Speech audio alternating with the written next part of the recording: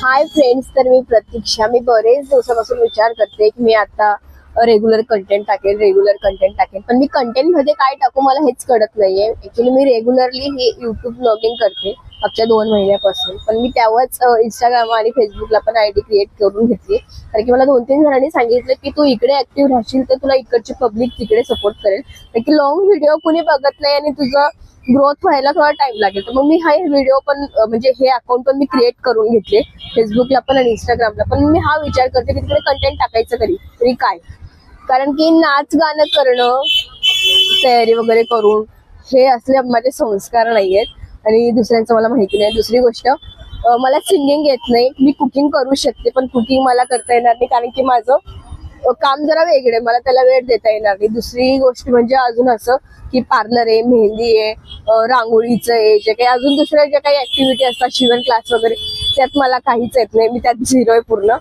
तर मग मी विचार करते की मी लोकांना काय द्यायचं, असं म्हणजे काय दिल्याने लोक माझ्याकडे होतील किंवा मला बघतील. आणि बघितल्यानंतर असं नको म्हणायला की माझा वेळ वाया गेला किंवा फालतू टाइमपास होते, किंवा त्यांना काहीतरी माझ्याकडनं भेटायला पाहिजे, शिकता आलं पाहिजे, काहीतरी मोटिव्ह व्हायला पाहिजे.